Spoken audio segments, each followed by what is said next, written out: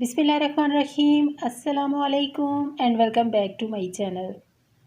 आज करेले प्याज बनाने की एक बहुत ही इजी और मज़ेदार सी रेसिपी आपसे शेयर कर रही हूँ। बिगनर्स के लिए ख़ास तौर पर ये बहुत ही ज़बरदस्त रेसिपी है। मिनटों में बनने वाले हैं, बहुत ही मज़ेदार हैं, बग़ैर कड़वाहट के बनते हैं। और जल्दी से फिर शुरू करते हैं। 1 किलो करेले मैंने अच्छी तरह से वॉश करके काट लिए हैं। 4 बड़े साइज़ के टमाटर लिए हैं जिनको कट कर लिया है, और 4 बड़े साइज़ के प्याज लिए हैं जिनको कट कर लिया है। प्याज और टमाटर इन करेलों में ज़्यादा डाले जाते हैं, इनसे मसाला बहुत अच्छा बनता है और कड़वाहट भी नहीं आती। तो सबसे पहले हस्बे ज़रूरत ऑयल डाला, इसमें डाल दिए करेले। अब इनको करना है फ्राई। और अगर वीडियो आपको पसंद आती है तो यहीं पे लाइक ज़रूर कर दें। फ़र्स्ट टाइम चैनल पर आए हैं तो सब्सक्राइब कर दें, ताकि ऐसी सिंपल इजी और मज़ेदार सी रेसिपीज़ के नोटिफिकेशन आपको फ़ौरन पहुंच जाया करें। और इनको ब्राउन करना है। ये देखिए इनका कलर चेंज हो गया है। जब इनको फ्राई करते हैं तो ये श्रिंक होकर कम हो जाते हैं, और जब ये अच्छी तरह से ब्राउन हो जाएं, क्रिस्पी हो जाएं, तब मैं इनको निकाल लूँगी। अब करेले भी मार्केट में 2 किस्म के आ रहे हैं, एक फार्मी करेले हैं और एक देसी करेले हैं। देसी करेला फ्राई करते वक्त बहुत क्रिस्पी हो जाता है, जबकि फार्मी जो करेला है वो उस तरह से क्रिस्पी नहीं होता।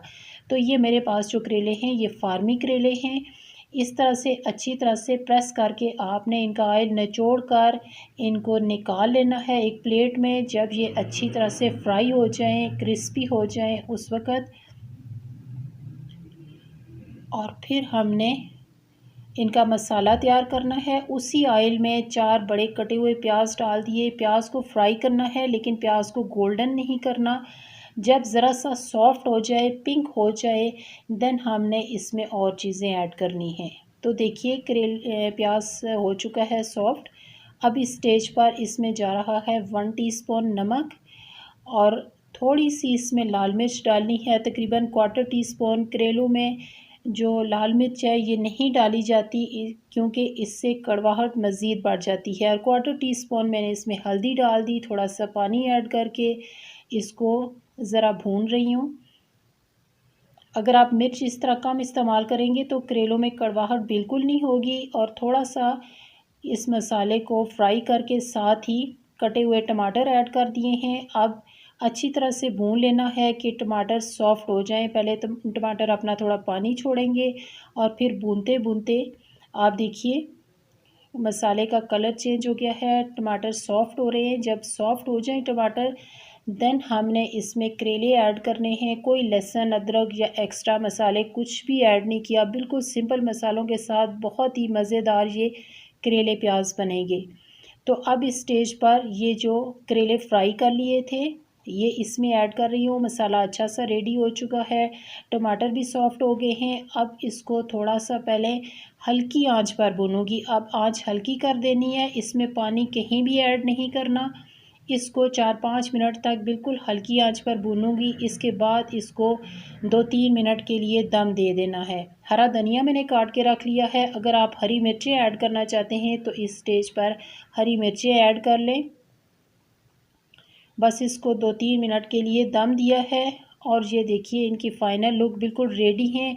इस स्टेज पर अब इसमें हरा धनिया ऐड कर रही हूँ, और इसके साथ गरम मसाला ऐड करूँगी। और बहुत ही मज़ेदार से ये गर्मा गर्म करेले जो हैं वो रेडी हो चुके हैं। आप नाश्ते में पराठे के साथ खा सकते हैं, लंच में खा सकते हैं, डिनर में खा सकते हैं। गरम मसाला इसमें ऐड कर दिया। बिल्कुल सिंपल और इजी रेसिपी है। जिन बच्चियों ने कभी करेले नहीं बनाए वो भी इस रेसिपी को फॉलो करके बहुत अच्छे करेले बना सकती हैं। और अब इनको कर रही हूँ डिश आउट। फ्लेम ऑफ करने के बाद आप इसमें 2 से 3 लेमन अगर स्क्वीज़ कर दें तो इनकी कड़वाहट बिल्कुल ख़त्म हो जाएगी, और बहुत ही मज़ेदार ये करेले प्याज बने हैं। प्याज और टमाटर थोड़े ज़्यादा डालें, क्योंकि मसाला उनका अच्छा बनता है और कड़वाहट ख़त्म होती है। वीडियो पसंद आए तो लाइक और चैनल को सब्सक्राइब कर दें। नेक्स्ट वीडियो तक के लिए आपसे इजाज़त चाहूँगी। अल्लाह हाफ़िज़।